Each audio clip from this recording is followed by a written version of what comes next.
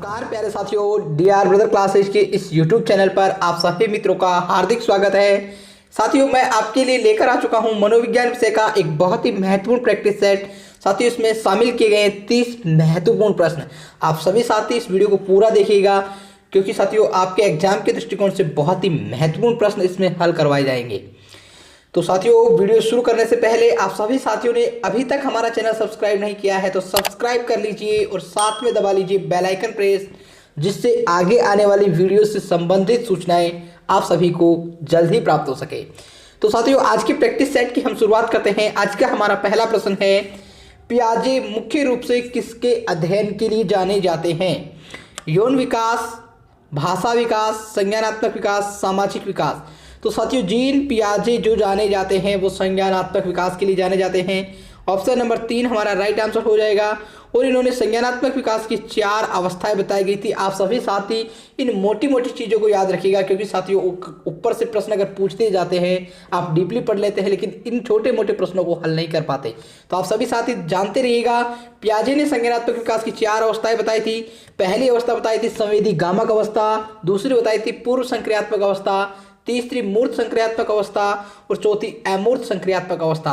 आप सभी साथी इनका आयु क्रम भी जानते रहिएगा। पहली जो थी हमारी संवेदी गामक, उसका 0 जन्म से 2 वर्ष, दूसरी 2 से 7 वर्ष, तीसरी 7 से 12 वर्ष या 11 वर्ष, और औपचारिक जो आखिरी थी हमारी अमूर्त, वो 11+ स्टेज थी साथियों। ठीक है, इतना जानते रहिएगा इस सिद्धांत के बारे में। चलते हैं अगले प्रश्न की ओर। अगला प्रश्न है हमारा, जब मानव शरीर के एक भाग को दिए गए प्रशिक्षण का अंतरण दूसरे भाग में हो जाता है तो इसे कहते हैं क्षैतिज अंतरण, ऊर्ध्व अंतरण, द्विपार्श्विक अंतरण, उपरोक्त में से कोई नहीं।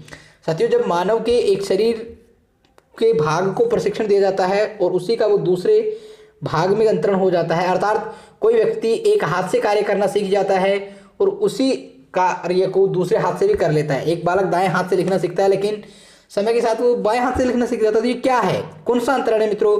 तो ये है हमारा द्विपार्श्विक अंतरण। ऑप्शन नंबर 3 हमारा राइट आंसर हो जाएगा। और आप सभी साथियों को बता दूं, द्विपार्श्विक अंतरण को क्रॉस शिक्षा भी कहते हैं। आपको द्विपार्श्विक अंतरण की जगह क्रॉस शिक्षा देखने को मिले तो कंफ्यूज नहीं होना है बिल्कुल भी। ठीक है मित्रों, अगले प्रश्न की ओर चलते हैं। आप सभी को स्क्रीन पर दिखाई दे रहा होगा, दिए गए प्राप्तांकों के समूह में जो प्राप्तांक बहुधा सबसे अधिक बार आता है, कोई प्राप्तांक सबसे अधिक बार आता है उसे कहते हैं। साथियों, आपने 10th में मैथ विषय पढ़ी होगी, वहां पर पढ़े होंगे माध्य, माध्यिका, बहुलक, मध्यमान, बहुलक, मध्यांक और मानक विचलन। तो साथियों, बहुलक जो होता है, प्राप्तांकों में जिस प्राप्तांक की आवृत्ति सबसे अधिक होती है, यहाँ पर प्रश्न यही पूछा है, और वो बहुलक कहलाता है। बहुलक मतलब बहुल बार, बहुत बार आवृत्ति मित्रों, बार बार आवृत्ति। तो ऑप्शन नंबर 2 हमारा राइट आंसर हो जाएगा, बहुलक। अगला प्रश्न है, क्रिया प्रसूत अनुकूलन सिद्धांत का प्रतिपादन किसने किया था? स्किनर, पावलोव, थॉर्नडाइक और कोहलर। साथियों, क्रिया प्रसूत अनुकूलन सिद्धांत का जो प्रतिपादन किया था स्किनर महोदय ने किया था। आप सभी साथी जानते रहिएगा। और इस क्रिया प्रसूत अनुकूलन को अंग्रेजी में क्या कहते हैं ये भी जानते रहिएगा, क्योंकि इंग्लिश टर्म दे दी जाती है और आपको आता हुआ प्रश्न भी गलत हो जाता है। तो इसको हम ऑपरेंट कंडीशनिंग कहते हैं साथियों।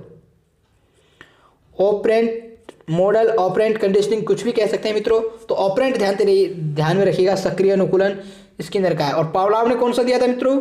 आप सभी साथी बताएंगे, शास्त्रीय अनुबंधन अर्थात क्लासिकल कंडीशनिंग। थॉर्नडाइक का था ट्रायल एंड एरर थ्योरी, प्रयास एवं त्रुटि का सिद्धांत। और कोहलर का जो था, कौन सा सिद्धांत था साथियों? सूझ का सिद्धांत, अंतर्दृष्टि का सिद्धांत। इन्होंने सुल्तान पर प्रयोग किया था। आप सभी साथी इसको जानते रहिएगा। एक बात और बता दो, स्किनर ने चूहे पर प्रयोग किया था साथियों। किस पर प्रयोग किया था स्किनर ने?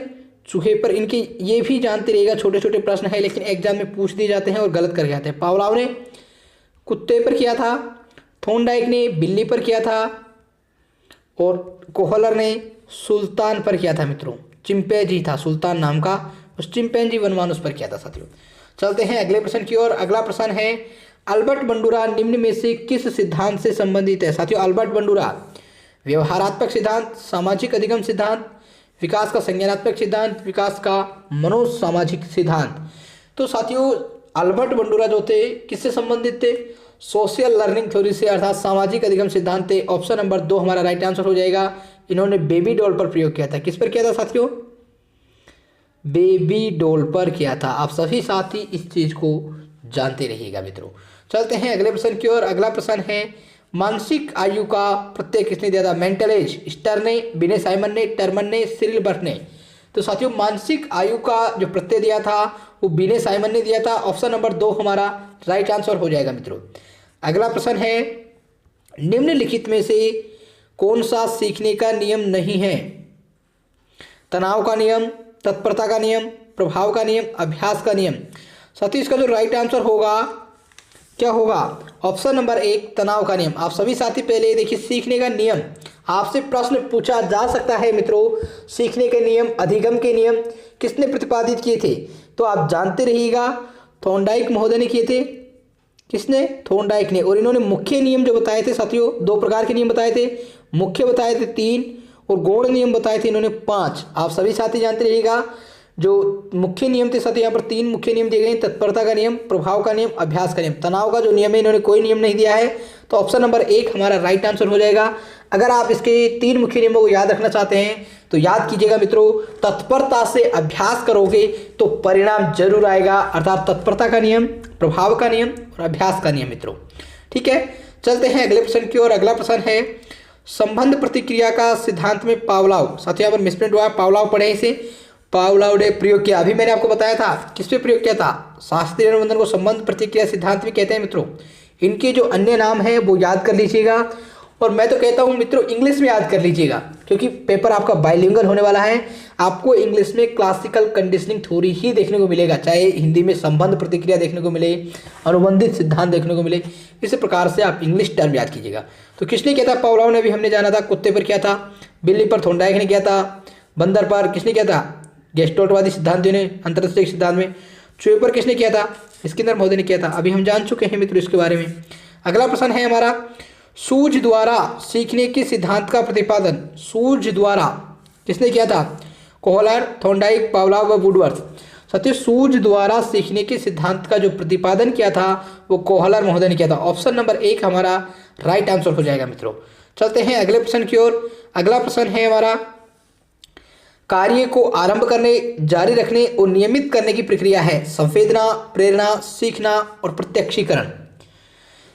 साथियों इसका जो राइट आंसर होगा ऑप्शन नंबर 2 प्रेरणा। कार्य को आरंभ करने, उसको जारी रखने और नियमित करने की प्रक्रिया अभिप्रेरणा होती है। बालक प्रेरित होता है, किसी कार्य को करता है, उसको जारी रखता है और नियमित रूप से तब तक करता रहता है जब तक किसी लक्ष्य की प्राप्ति नहीं हो जाती। तो ये परिभाषा जो दी थी वो गुण महोदय ने दी थी। आप सभी साथी इस परिभाषा को याद रख सकते हैं। किसके लिए दी थी? प्रेरणा के लिए, मोटिवेशन मित्रों। ऑप्शन नंबर 2 राइट आंसर हो जाएगा। अगले प्रश्न की ओर चलते हैं। अगला प्रश्न है, विस्मृति कम करने के उपाय है। साथियों विस्मृति अर्थात भूलना, इसे कैसे कम कर सकते हैं? इसको विस्मृति को सीखने की त्रुटिपूर्ण विधि के द्वारा, सीखने में कमी करके, पाठ की पुनरावृत्ति करके, स्मरण करने में कम ध्यान देना। साथियों आप किसी भी चीज़ को तब कम भूलोगे जब आप उसकी पुनरावृत्ति बार बार करोगे। तो ऑप्शन नंबर 3 हमारा राइट आंसर हो जाएगा। पाठ की पुनरावृत्ति अर्थात बार बार अभ्यास करोगे तो आपको चीज़ें याद रहने लग जाएगी, आप कम भूलने लगोगे। तो ऑप्शन नंबर 3 हमारा राइट आंसर है। अगला प्रश्न है, क्रोध व भय प्रकार है। क्रोध और भय किसके प्रकार है? संवेग के, अभिप्रेरणा के, परिकल्पना के, मूल प्रवृत्ति के।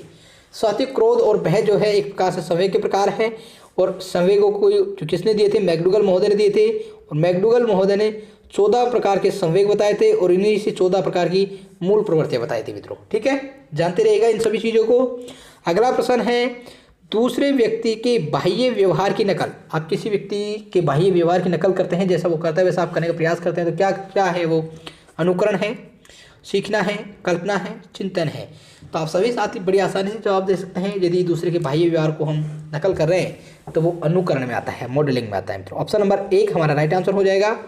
अगले प्रश्न की ओर चलते हैं।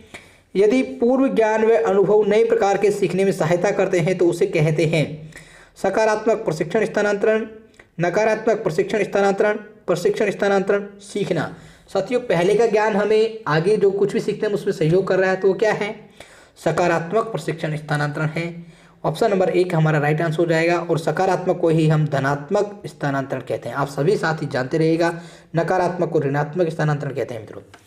ठीक है, चलते हैं अगले प्रश्न की ओर। अगला प्रश्न है हमारा, सीखी हुई बात को स्मरण रखने या पुनः स्मरण करने की असफलता। आप कोई बात सीख चुके हैं, उसको याद नहीं रख पा रहे हैं और पुनः याद करने में भी आपको असफलता हो रही है, तो वो क्या है? स्मृति है, कल्पना है, विस्मृति है, ध्यान है। तो इसे हम विस्मृति कहते हैं, अर्थात भूलना, अर्थात कोई भी चीज़ को भूल चुकी है, विस्मृत हो चुकी है मित्रों। ऑप्शन नंबर 3 राइट आंसर है। अगला प्रश्न है, टर्मन के अनुसार 90 से 100 प्रकार की बुद्धि लब्धि का बालक क्या माना जाता है? सामान्य बुद्धि, मंद बुद्धि, श्रेष्ठ बुद्धि, क्षीण बुद्धि। तो साथियों 90 से लेकर का जो 100 बुद्धि होता है टर्मन के अनुसार पूछा है, तो सामान्य बुद्धि लब्धि बालक आता है साथियों। ऑप्शन नंबर 1 राइट आंसर हो जाएगा। अगला प्रश्न है, हाल का सिद्धांत निम्न में से किसकी व्याख्या करता है? साथियों पर हाल आधा नाम ऐसे ही देखने को मिलता है पेपरों में, आप सभी देखिएगा। हॉल का मतलब है स्टैनली हॉल, किसकी बात की जा रही है यहाँ पर? स्टैनली हॉल की। और स्टैनली हॉल किसके बारे में बात करते हैं? अधिगम में अभिप्रेरण की भूमिका, बुद्धि की प्रकृति, मूल्यों का विकास, किशोर का मनोविज्ञान। आप सभी साथियों को बता दूं, स्टैनली हॉल किशोरावस्था के बारे में, किशोर के ऊपर ज़्यादा अध्ययन किया है, किशोर का मनोविज्ञान की व्याख्या करता है। और सर्वप्रथम किशोरावस्था का वैज्ञानिक रूप से जो अध्ययन किया था किशोर का, वो स्टैनली हॉल ने ही कहा था। और इन्होंने किशोरावस्था के बारे में कहा था, किशोरावस्था संघर्ष, तनाव, तूफान व विरोध की अवस्था है। ठीक है मित्रों, चलते हैं अगले प्रश्न की ओर। अगला प्रश्न है, मानव के व्यक्तित्व के मनोलैंगिक विकास को निम्न में से किसने महत्व दिया? साथियों मैंने आपको पढ़ाया है ये थ्योरी भी, साइकोसेक्सुअल थ्योरी। साइकोसेक्सुअल थ्योरी और साइकोसोशियल थ्योरी दोनों में कंफ्यूज नहीं होना है। साइकोसोशियल हम चर्चा कर चुके हैं पहले दूसरे प्रश्नों में। किसने दी थी साइकोसोशियल? तो अल्बर्ट बंडू। साइकोसोशियल थ्योरी दी थी साथियों इरिक एरिक्सन महोदय ने, मनोसामाजिक विकास, जानते रहिएगा। बंडूरा ने तो कौन सा दिया था? सोशियल थ्योरी दी थी। और साइकोसोशियल थ्योरी इरिक एरिक्सन ने दी थी। जबकि साइकोसेक्सुअल थ्योरी किसने दी थी? हॉल ने, कम्युनिस्ट ने, होलिंगवर्थ ने, फ्रायड ने। तो साइकोसेक्सुअल अर्थात मनोलैंगिक विकास सिगमंड फ्रॉयड के द्वारा दिया गया था। और इसमें इन्होंने क्या बताई थी? विकास की 5 अवस्थाएं बताई थी। आप सभी साथी देख सकते हैं, हमारी प्लेलिस्ट में जाकर इसका वीडियो अपलोड किया जा चुका है। अगले प्रश्न की ओर चलते हैं, गेस्टल्ट मनोविज्ञान की आधारशिला किसने रखी थी? साथियों गेस्टल्ट मनोविज्ञान की आधारशिला Max Wertheimer, Kohler, Edgar Rubin, Kurt Lewin. तो साथियों गेस्टल्ट जो मनोविज्ञान के प्रतिपादक या मनोविज्ञान की आधारशिला किसने रखी माना जाए, तो मैक्स वर्दिमर को माना जाता है। और गेस्टल्ट सिद्धांत को चरम उत्कर्ष पर ले जाने का श्रेय कोहलर को जाता है, इन्होंने प्रयोग किया था साथियों। ठीक है, गेस्टल्ट मनोविज्ञान की आधारशिला मैक्स वर्दिमर ने रखी थी, तो ऑप्शन नंबर 1 हमारा राइट आंसर हो जाएगा। चलते हैं अगले प्रश्न की ओर। अगला प्रश्न है, संघनन सिद्धांत निम्न में से किससे संबंधित है? संघनन का सिद्धांत किससे संबंधित है? अभिप्रेरण, अधिगम, स्मृति या सृजनात्मक। साथियों संघनन का जो सिद्धांत है वो स्मृति से संबंधित है। ऑप्शन नंबर 3 राइट आंसर हो जाएगा मित्रों। अगला प्रश्न है हमारा, क्षेत्र सिद्धांत निम्न में से किस वर्ग का सिद्धांत है? साथियों फील्ड थ्योरी, आप सभी को मैंने हमारे चैनल पर पढ़ाई हुई ये थ्योरी। अगर आपने नहीं देखा है, क्षेत्र सिद्धांत के बारे में विस्तृत रूप से आप समझ बनाना चाहते हैं, आसानी से समझना चाहते हैं, तो एक बार प्ले लिस्ट में जाकर वीडियो जरूर देखिए। मैं उम्मीद करता हूं कि इस थ्योरी से संबंधित प्रश्न आपके कभी गलत नहीं होंगे मित्रों, एक बार अगर वीडियो देखते हैं तो। संरचनावादियों का, व्यवहारवादियों का, मनोविश्लेषकों का, गेस्टल्टवादियों का। सत्य गेस्टल्टवादियों ने क्षेत्र सिद्धांत को दिया था। ऑप्शन नंबर 1 अगर पर्टिकुलर पर्सन का नाम पूछ लिया जाए तो कर्ट लेविन ने दिया था मित्रों। ठीक है, इस चीज़ को जानते रहिएगा। चलते हैं अगले प्रश्न की ओर। अगला प्रश्न है, बैटरी का प्रयोग निम्न में से किसके मापन हेतु किया जाता है? साथियों बैटरी, यहाँ पर भाटिया बैटरी की बात की जा रही है। और भाटिया बैटरी किसके द्वारा दी गई थी? भाटिया के द्वारा दी गई थी। किसका मापन करती है? रुचि, व्यक्तित्व, बुद्धि, अभिक्षमता। तो साथियों भाटिया बैटरी जो है बुद्धि का परीक्षण करती है, आप सभी साथी जानते रहिएगा। और ये किस प्रकार का परीक्षण है? भाटिया बुद्धि परीक्षण आपसे पूछ लिया जाए तो यह एक प्रकार का शाब्दिक बुद्धि परीक्षण है। आप सभी साथी बुद्धि परीक्षणों को इस प्रकार से भी याद कर लीजिएगा कि कौन सा परीक्षण शाब्दिक में आता है, कौन सा अशाब्दिक में आता है, क्योंकि प्रश्न ऐसे पूछे जा सकते हैं। ठीक है मित्रों, चलते हैं अगले प्रश्न की ओर। अगला प्रश्न है, व्यवहारिक क्षमताओं में वह सापेक्ष स्थायी परिवर्तन जो कि प्रचलित अभ्यास का परिणाम होता है उसे क्या कहते हैं? आपकी व्यवहारिक जो क्षमताएं हैं उसमें अपेक्षाकृत परिवर्तन आ रहे हैं, स्थायी परिवर्तन, तो क्या है? अधिप्रेरणा है, अधिगम है, अभिवृत्ति है, अभिक्षमता है। तो साथ ही इसका जो राइट आंसर होगा ऑप्शन नंबर 2 हो जाएगा, अधिगम। अब आप सभी जानना चाहते होंगे अभिप्रेरणा क्या होते हैं, अभिवृत्ति क्या होती है, अभिक्षमता क्या होती है मित्रों। तो आपको बता दूं, अभिप्रेरणा तो एक प्रकार का मोटिवेशन, किसी कार्य को आरंभ करने के लिए जारी रखने अर्थात उसे नियमित करने की प्रक्रिया जो होती है वो होती है अभिप्रेरणा। अभिवृत्ति क्या होती है? आपका एटीट्यूड होता है, आप किसी के बारे में किस प्रकार के विचार या भाव रखते हैं, अभिवृत्ति होती है। अभिक्षमता होती है आप में किसी विशिष्ट प्रकार की योग्यता। ठीक है मित्रों, चलते हैं अगले प्रश्न की ओर। अगला प्रश्न है, संज्ञान किस बुद्धि के सिद्धांत का हिस्सा है? साथियों बहुत शानदार प्रश्न है। संज्ञान किस बुद्धि के सिद्धांत का हिस्सा है? समूह कारक सिद्धांत, प्रतिदर्श सिद्धांत, गिलफोर्ड का सिद्धांत, फ्लूइड तथा ब्रिस्टलाइज्ड का सिद्धांत। आप सभी साथी एक बार कमेंट करके बताएंगे कि इसका आंसर क्या होगा। साथियों आपको बता दूं, ये जो संज्ञान है वो गिलफोर्ड के सिद्धांत से संबंधित है। कैसे संबंधित है? गिलफोर्ड ने बुद्धि के 3 तत्व बताए थे और उन्होंने बताए थे विषय वस्तु, एक बताया था संक्रिया और तीसरा बताया था उत्पाद। ये 3 इन्होंने बुद्धि के तत्व बताए थे और इनके भी कई अलग अलग तत्व बताए थे। आप सभी बस इनके नाम जानते रहिएगा। विषय वस्तु के इन्होंने 4 भाग बताए थे और संक्रिया के इन्होंने 5 भाग बताए थे। और संक्रिया के इन्होंने जो 5 भाग बताए थे उसमें कौन कौन से आते हैं आप सभी एक बार सुन लीजिएगा। स्मृति, संज्ञान, अभिसारी, अपसारी और मूल्यांकन। तो संज्ञान किसका हिस्सा हुआ? गिलफोर्ड के सिद्धांत का। और गिलफोर्ड के सिद्धांत में किसका?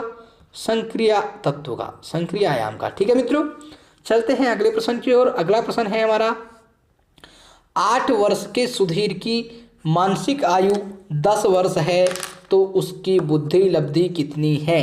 Option number 100, option number 2 80, option number 3 110, option number 4 125। एक बार सभी साथी इसका आंसर कमेंट करके बताएंगे कि क्या आंसर होगा। साथी इसका जो राइट आंसर होगा वो होगा ऑप्शन नंबर 4 125 बुद्धि लब्धि उसकी हो जाएगी। मित्रों आप सभी देख लीजिएगा। इसके अनुसार अगर हम आयु याद करते हैं तो किस प्रकार से याद करते हैं? मानसिक आयु बटा वास्तविक आयु गुणा 100। तो मानसिक आयु कितनी है? इसकी 10 है और इसकी है वास्तविक आयु 8। तो हम गुणा किससे करेंगे? 100 से करेंगे। तो आप सभी को मैं हल करके बता देता हूँ। मानसिक आयु बटा वास्तविक आयु गुणा 100 करते हैं मित्रों। मानसिक आयु कितनी है? 10 वर्ष है, वास्तविक आयु 8 है। गुणा कैसे करेंगे? 100 से करेंगे। आप सभी इनको काट लीजिएगा। 4 से इस पर कितने 25 बार कट गया और 2 का 5 बार कट गया। 25 गुणा 5 करेंगे हम 125 आ जाएगा। इस प्रकार से आप ये याद कर लीजिएगा कि कैसे हम उसकी बुद्धि लब्धि याद करते हैं। बहुत आसान सा सूत्र है, याद करना है, संख्याओं को जमाना है और उसको निकालना। 1 नंबर आपको दिलवा सकता है एग्जाम में अगर ऐसा प्रश्न पूछा जा सकता है। ठीक है मित्रों, अगले प्रश्न की ओर चलते हैं। अगला प्रश्न है, संवेग का कौन सा सिद्धांत इस विचार को मानता है कि संवेगात्मक अनुभव संवेगात्मक व्यवहार पर आधारित है? संवेगात्मक जो अनुभूति है, जो अनुभव है, वो संवेग के व्यवहार पर आधारित होते हैं, ऐसा मानता है हाइपोटोलेसिक सिद्धांत, जेम्स लैंग सिद्धांत, सक्रियता सिद्धांत, अभिप्रेरण सिद्धांत। साथियों जेम्स लैंग का जो सिद्धांत है वो ये मानता है कि पहले संवेगात्मक व्यवहार होता है और उसके बाद संवेगात्मक अनुभूति होती है। जैसे मान लीजिए कोई व्यक्ति बाघ को, शेर को या फिर भालू को देखता है और उसको देखकर नहीं भागता है तो उसमें डर की अनुभूति नहीं होगी, सीधी सी बात है। यदि वो उससे डरकर भागेगा तो ही तो उसमें अनुभूति होगी। तो जो संवेगात्मक अनुभूति है वो किस पर आधारित है? संवेगात्मक व्यवहार पर आधारित है। ऑप्शन नंबर 2 जेम्स लैंग के सिद्धांत के अनुसार मित्रों। ठीक है, चलते हैं अगले प्रश्न की ओर। अगला प्रश्न है, किसी इच्छा या आवश्यकता में रुकावट पड़ने पर उससे उत्पन्न होने वाला सांवेगिक तनाव। कोई आवश्यकता में रुकावट पड़ गया और उससे आपको तनाव हो गया संवेगात्मक रूप से, वो कौन सा होगा? कुंठा, द्वंद्व, चिंता, तनाव। तो साथ ही इसका राइट आंसर होगा ऑप्शन नंबर 1 कुंठा। इसे हम कहते हैं कुंठा तनाव। ठीक है मित्रों, चलते हैं अगले प्रश्न की ओर। अगला प्रश्न है कोहलबर्ग। साथियों यहाँ पर कोहलबर्ग समझे, कोहलबर्ग भी देखने को मिल सकता है एग्जाम में, मिसटाइप हो जाते हैं कई बार। कोहलबर्ग का सिद्धांत निम्न में से किस विकास से संबंधित है? सामाजिक विकास, भाषा विकास, नैतिक विकास, शारीरिक विकास। तो साथियों कोहलबर्ग नैतिक विकास से संबंधित है। ऑप्शन नंबर 3 हमारा राइट आंसर हो जाएगा मित्रों। चलते हैं अगले प्रश्न की ओर। अगला प्रश्न है, निम्नलिखित में से अध्यापक का कौन सा कार्य विद्यार्थियों की सृजनात्मकता में रुकावट है? विद्यार्थियों को सृजनात्मक व्यवहार करने से कौन सी रुकावट है? देखिए, ऑप्शन 1 विद्यार्थियों को नवाचारों के लिए प्रेरित करना, विद्यार्थियों को शीघ्रता से निर्णय के लिए जोर डालना, विद्यार्थियों को किसी वस्तु के हर संभव उपयोगों पर विचार के लिए कहना, विद्यार्थियों को भिन्न भिन्न रूप से विचार करने को प्रोत्साहित करना। तो आप सभी हाथ देख सकते हैं ऑप्शन नंबर जो 2 है वो सृजनात्मकता में रुकावट बना है। अब विद्यार्थियों को जल्दी जल्दी निर्णय लेने के बारे में कहेंगे तो विद्यार्थी सोच नहीं सकेंगे, अपनी क्रिएटिविटी को बाहर नहीं ला सकेंगे मित्रों। ऑप्शन नंबर 2 हमारा राइट आंसर है। आज का अंतिम प्रश्न है, राष्ट्रीय पाठ्यचर्या रूपरेखा एनसीएफ 2005 के अनुसार स्कूलों को किस प्रकार की पाठ्यचर्या अपनानी चाहिए? उदार पाठ्यचर्या जो सभी विद्यार्थियों के लिए सुलभ हो, लचीली पाठ्यचर्या जो सभी विद्यार्थियों को सुलभ हो, उन्नत पाठ्यचर्या जो प्रतिभावान विद्यार्थियों के सुलभ हो, सार्वभौमिक पाठ्यचर्या जो सभी विद्यार्थियों के लिए सुलभ हो। तो साथियों हमारा जो राइट आंसर होगा एनसीए वो सभी विद्यार्थियों को साथ लेकर चलने की बात करता है और सार्वभौमिक रूप से सभी के लिए समान पाठ्यचर्या हो। तो ऑप्शन नंबर 4 हमारा राइट आंसर हो जाएगा साथियों, सार्वभौमिक पाठ्यचर्या जो सभी विद्यार्थियों के लिए सुलभ हो। साथियों आज का प्रैक्टिस सेट हमारा यहीं समाप्त होता है। आप सभी साथियों को हमारा प्रैक्टिस सेट कैसे लगा कमेंट बॉक्स में कमेंट करके बता दीजिएगा। अगर आपको अच्छा लगा है तो वीडियो लाइक कीजिए और अपने सभी साथी दोस्तों के साथ शेयर कीजिए, जिससे और भी साथी हमारी इन वीडियो का फ़ायदा उठा सके और अपनी तैयारी को मजबूत बना सके। आप सभी साथियों ने वीडियो अंत तक देखा उसके लिए आप सभी साथियों को धन्यवाद। मिलेंगे फिर से अगले बेहतरीन वीडियो में, तब तक के लिए आप सभी साथियों को शुक्रिया। हंसते रहिएगा, मुस्कुराते रहिएगा और नीट भर्ती परीक्षा की तैयारी करते रहिएगा मित्रों।